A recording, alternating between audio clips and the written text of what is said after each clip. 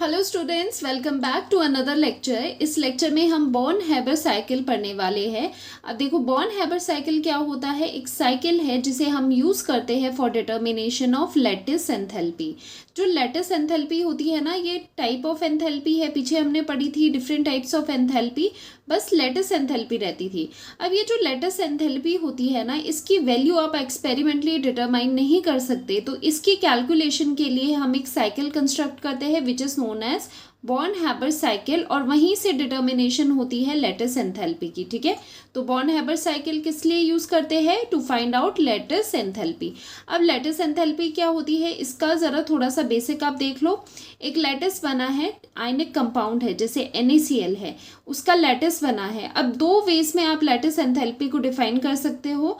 या तो वो कही जा सकती है कि कितनी एनर्जी रिक्वायर्ड है 1 मोल ऑफ आयनिक कंपाउंड को तोड़ने के लिए इनटू इट्स गैसियस साइंस। कैसे? जैसे यहाँ पर है सोडियम क्लोराइड, सॉलिड है, आयनिक सॉलिड है। कितनी एनर्जी आपको यहाँ पर देनी पड़ेगी इस NaCl के लैटिस को तोड़ने के लिए इनटू इट्स गैसियस आयंस। तो यहाँ पर इस वर्ड पे हम ध्यान देंगे गैसियस आयन, क्योंकि जो आयंस है वो गैसियस फॉर्म में ही होने चाहिए। तो ये एनर्जी रिक्वायर्ड भी हो सकती है। तो इस केस में जो लैटिस एनर्जी है वो क्या हो जाएगी? इस केस में एनर्जी पॉजिटिव हो जाएगी, क्योंकि यहाँ पर क्या है? रिक्वायर्ड है। या फिर तो ये हम एनर्जी रिक्वायर्ड भी कह सकते हैं, या फिर हम इसे एनर्जी रिलीज्ड भी कह सकते हैं। ठीक है, तो जो लैटिस एनर्जी है उनको, उसका जो डेफिनेशन है दोनों तरह से आप कर सकते हो। या फिर energy required to break the 1 mole of ionic compound, या फिर energy released when gaseous ions combine to form 1 mole of ionic compound. या इसका उल्टा हो जाएगा कि जो गैसियस आयंस है वो मिल करके आपस में ज्वाइन करके वो 1 mole of ionic compound form कर ले। ठीक है, तो इसमें अगर एनर्जी रिक्वायर्ड है, ऑब्वियसली ये रिवर्स हुई है रिएक्शन, इसमें एनर्जी निकलेगी। तो दोनों ही केसेस में हम लैटिस एनर्जी ही लिखते हैं। सो लैटिस एनर्जी क्या है? लैटिस को तोड़ने के लिए कितनी एनर्जी रिक्वायर्ड हो रही है, या फिर ऐसे भी कह सकते हो लैटिस के बनने पे कितने amount of energy 1 mole of ionic lattice के बनने पे रिलीज होती है। ठीक है, तो सिंपल सी बात है ये।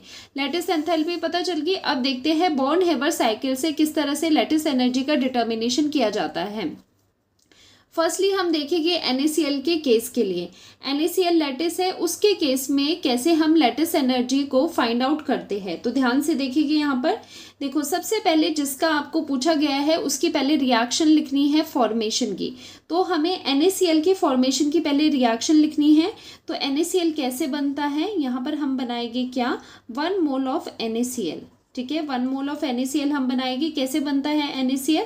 फ्रॉम NaCl सॉलिड फॉर्म में है, और इसके लिए हम डेल्टा H फॉर्मेशन कब लिखते हैं?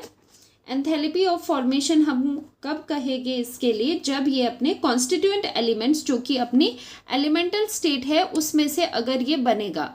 ठीक है, एक मिनट, ब्लर हो रहा है। ओके, तो कैसे लिखेंगे एंथैल्पी ऑफ फॉर्मेशन? जब 1 मोल ऑफ द सब्सटेंस बनेगा from its constituent elements in their respective stable state या फिर नेचुरल स्टेट। तो जो सोडियम है वो कैसे बनता है? वो बनता है यहाँ पर बनता है सॉलिड स्टेट से, क्योंकि इसकी जो नेचुरल स्टेट है वो कैसी है? सॉलिड है। क्लोरीन भी आता है दूसरा एलिमेंट, तो chlorine Cl2 as gas present होता है।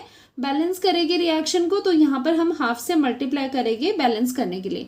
तो ये हमने फॉर्मेशन की यहाँ पर रिएक्शन लिखी है, ध्यान से देखना आप। लेकिन हमें तो चाहिए कि NaCl के लिए लैटिस एंथैल्पी। तो हमने लैटिस बनाना है, तो लैटिस आपको पता है कैसे बनता है? Na गैशियस और Cl नेगेटिव गैशियस होने चाहिए आयंस।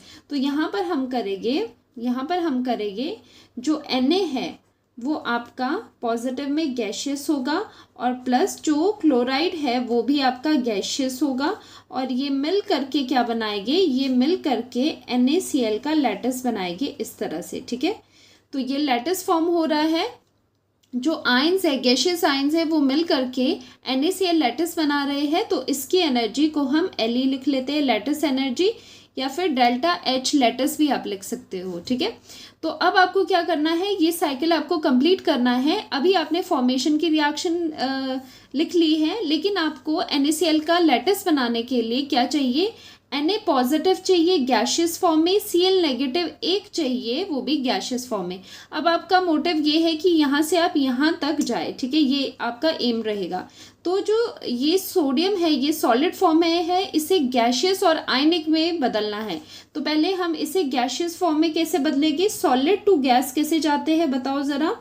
सॉलिड टू गैस किस तरह से जाएंगे, सब्लिमेशन कहते हैं ना सॉलिड से गैस में कन्वर्जन, तो यहाँ पर सब्लिमेशन हो रही है। और जो इसके लिए एंथैल्पी इन्वॉल्व है इस रिएक्शन में, उसे लिखते हैं डेल्टा एच सब्लिमेशन। क्या है, डेल्टा एच सब्लिमेशन, क्योंकि सब्लिमेशन हो रही है ना सॉलिड से गैशियस में। अब देखो ये Na गैस तो मिल गया, लेकिन हमें रिक्वायरमेंट है पॉजिटिव साइन की। पॉजिटिव साइन कैसे आएगा, पॉजिटिव का मतलब है कि यहाँ से क्या हो रही है, यहाँ से 1 इलेक्ट्रॉन निकल रहा है गैशियस एटम से। तो ज़रा देखना कि थर्ड चैप्टर में हमने जब आयनाइजेशन एनर्जी करी थी उसकी डेफिनेशन क्या करवाई थी मैंने, energy required to take an electron out of the gaseous atom. तो यहाँ से एक इलेक्ट्रॉन आपको बाहर लेना है गैशियस एटम से। तो यहाँ से यहाँ जाने के लिए, इस फॉर्म से इस फॉर्म में जाने के लिए क्या प्रोसेस हो रहा है, आयनाइजेशन एनर्जी यहाँ पर देनी पड़ रही है। तो यहाँ पर जो एनर्जी इन्वॉल्व होगी वो क्या होगी, आयनाइजेशन एनर्जी, ठीक है। तो ये चीज़ तो होगी, Na पॉजिटिव बन गया। अब क्या करना है, आपको Cl नेगेटिव बनाना है। कहाँ से, Cl2 गैशियस से, वो भी हाफ मोल गिवन है। तो यहाँ से पहला काम तो ये है कि ये तो मॉलिक्यूल है ना, Cl है, लेकिन आपको क्या चाहिए, आपको गैशियस एटम चाहिए और उसका फिर आयन चाहिए। तो पहले क्या करेंगे, यहाँ पर बॉन्ड को डिसोसिएट करेंगे, Cl बॉन्ड होगा उसको तोड़ेंगे। तो बॉन्ड को तोड़ने के लिए कुछ एनर्जी देंगे जिसे हम कहेंगे बॉन्ड डिसोसिएशन एनर्जी, या फिर आप इसे कह सकते हो एंथैल्पी ऑफ एटमाइजेशन। कई बार क्वेश्चन में बॉन्ड डिसोसिएशन एंथैल्पी की जगह क्या गिवन होता है, एंथैल्पी ऑफ एटमाइजेशन, तो वो सेम ही है।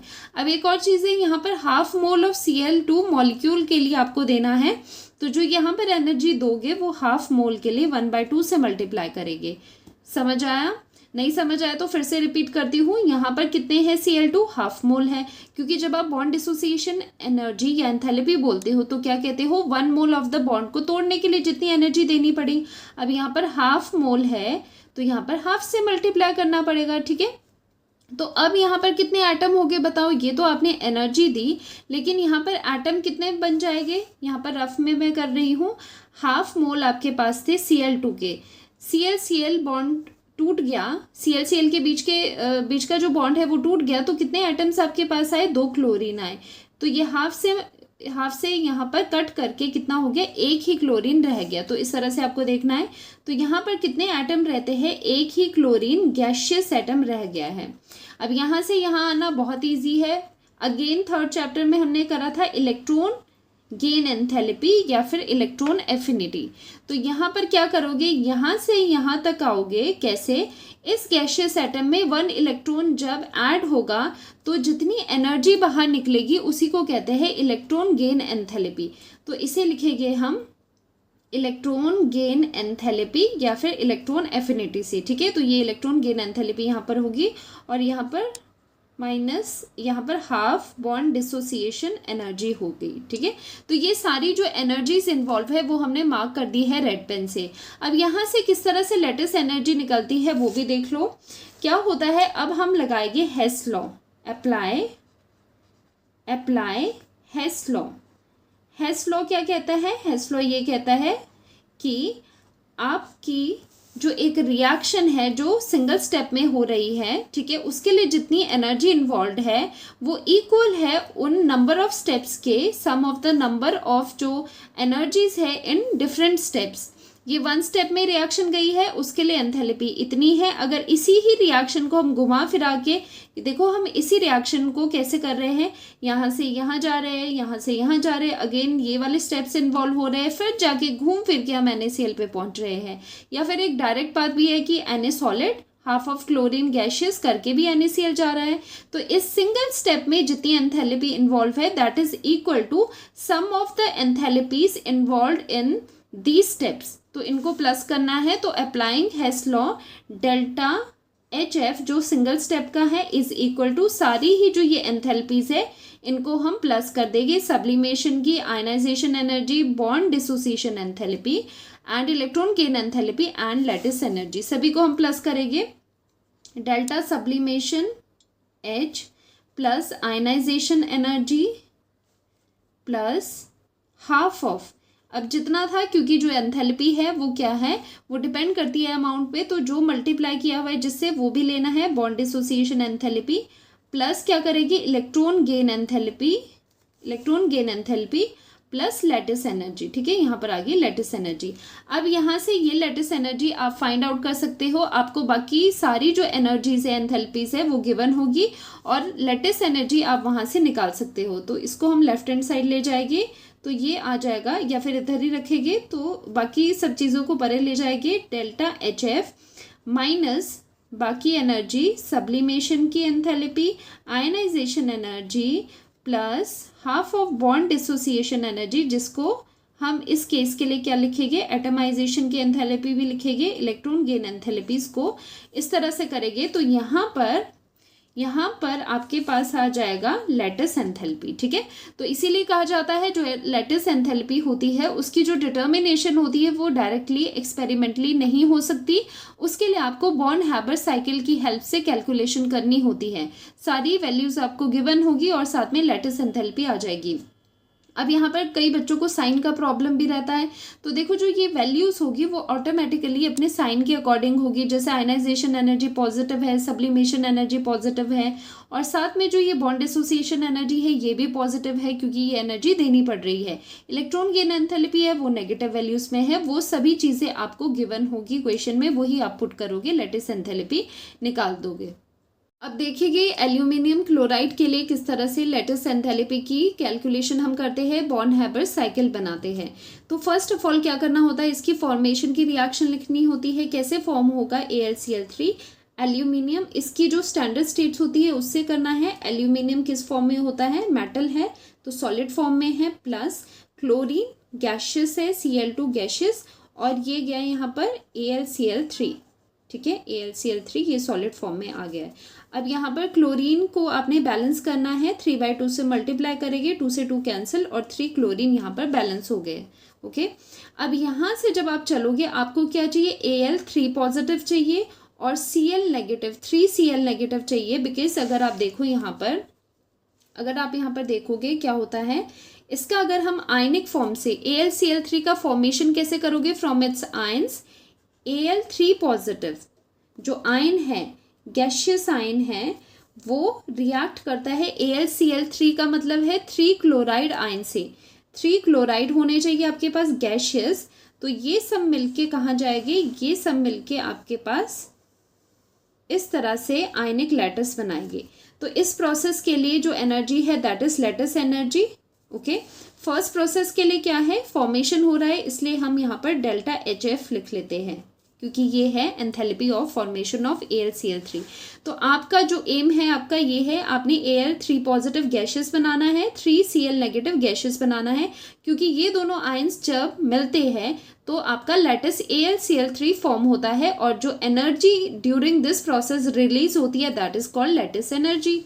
तो यहाँ पर आपका मोटिव है कि आपको एल्यूमिनियम सॉलिड फॉर्म से Al3 पॉजिटिव गैशियस फॉर्म तक जाना है।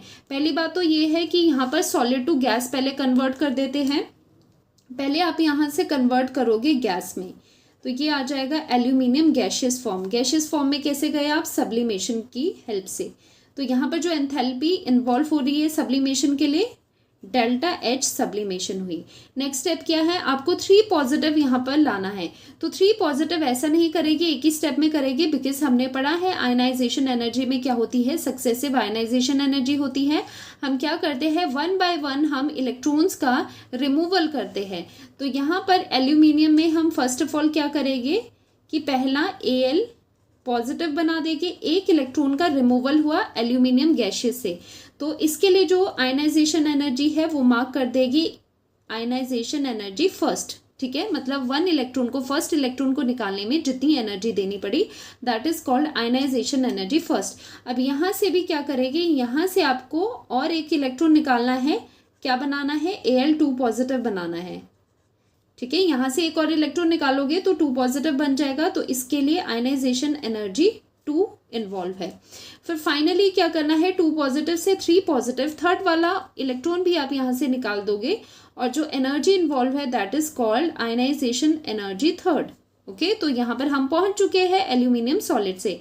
अब क्लोरीन वाली साइड पे देखते हैं ज़रा। तो यहाँ पर क्या करना है, सबसे पहले आपको इसे गैशियस एटम्स में बनाना है, उसके बाद आयन में बनाना है। तो यहाँ पर Cl2 है, तो इसका हम किस तरह से करेंगे, तो इसका हम बॉन्ड डिसोसिएशन एनर्जी यहाँ पर लगाएंगे, यहाँ पर देंगे हम बॉन्ड डिसोसिएशन एंथैल्पी। इस प्रोसेस में बॉन्ड डिसोसिएशन एंथैल्पी इन्वॉल्व होगी, क्योंकि आपको बॉन्ड तोड़ना है यहाँ पर Cl2 का, और कितने मोल ऑफ एंथैल्पी यहाँ पर देनी पड़ेगी, क्योंकि 1 मोल के लिए होती है बॉन्ड डिसोसिएशन एंथैल्पी होती है energy given to break 1 mole of the bond. तो यहाँ पर कितने बॉन्ड्स है, 3/2 मोल के लिए है, तो यहाँ पर जो एनर्जी होगी वो 3/2 बॉन्ड डिसोसिएशन एंथैल्पी होगी। आया आपको समझ।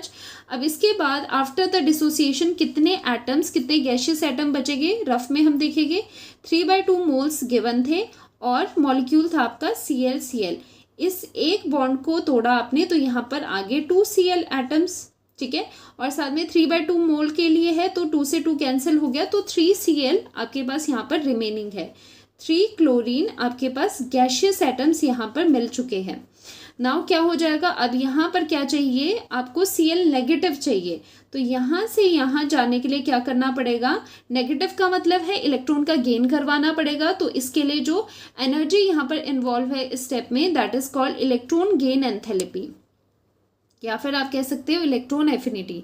अब एक ध्यान देने वाली बात यहाँ पर ये है, ये जो इलेक्ट्रॉन गेन एंथैल्पी है 1 मोल के लिए तो ये वाली लगी, लेकिन यहाँ पर कितने हैं, 3Cl को आपने 3Cl नेगेटिव से में कन्वर्ट किया है, मतलब 3 से मल्टीप्लाई किया है, तो यहाँ पर भी आपको 3 से मल्टीप्लाई करना होगा, ठीक है।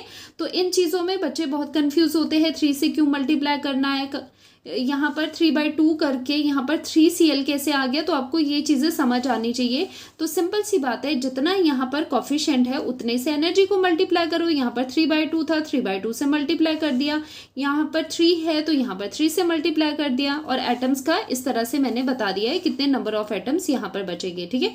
तो ये बॉन्ड हैबर साइकिल हमने AlCl3 के लिए कंप्लीट कर दिया है। अब यहाँ पर सिंगल स्टेप में जब हम जा रहे हैं तो एनर्जी इतनी इन्वॉल्व हो रही है, इतनी एंथैल्पी इन्वॉल्व हो रही है। अगर इसी चीज़ को यहाँ से यहाँ जाने के लिए अगर हम नंबर ऑफ स्टेप्स इन्वॉल्व करते हैं, तो इन नंबर ऑफ स्टेप्स में जितनी एनर्जीज अपनी अपनी इन्वॉल्व है सभी का प्लस करके इक्वेट कर देंगे डेल्टा H फॉर्मेशन से, तो ये पूरा आपका हेस लॉ अप्लाई हो जाएगा। तो अकॉर्डिंग टू हेस लॉ, क्योंकि वो क्या कहता है हेस लॉ की कांस्टेंट होता है, कांस्टेंट रहती है टोटल आपकी जो एंथैल्पी होती है। अगर आप सिंगल स्टेप में भी जाओगे उसकी एंथैल्पी इक्वल आएगी जितने नंबर टोटल एंथैल्पी लगेगी नंबर ऑफ स्टेप्स के लिए। तो अकॉर्डिंग टू हेस लॉ क्या होगा, फर्स्ट है enthalpy of formation single step की, बाकी मल्टीपल स्टेप में क्या था, एक सब्लिमेशन की एंथैल्पी थी, और आयनाइजेशन एनर्जीज कौन कौन सी यूज हुई है, 1, 2 एंड 3, ठीक है, 1, 2 एंड 3 ये आयनाइजेशन एंथैल्पीज यहाँ पर इन्वॉल्व हुई है 3। साथ ही में बॉन्ड डिसोसिएशन एनर्जी 3/2 करके प्लस 3/2 बॉन्ड डिसोसिएशन एंथैल्पी, साथ में इलेक्ट्रॉन गेन एफिनिटी एंथैल्पी 3 है, इलेक्ट्रॉन गेन एंथैल्पी 3 है, प्लस यहाँ पर आ जाएगा लैटिस एनर्जी। अब यहाँ से आप इस लैटिस एनर्जी को आराम से कैन बी कैलकुलेटेड, ठीक है। तो यहाँ पर इसे इधर रख के बाकी चीज़ों को दूसरी साइड ले जाएंगे, और यहाँ से इजी मैथ से आप लैटिस एंथैल्पी आराम से निकाल सकते हो। तो कुछ खास नहीं था इसमें, बहुत ही इजी था ये बॉन्ड हैबर साइकिल।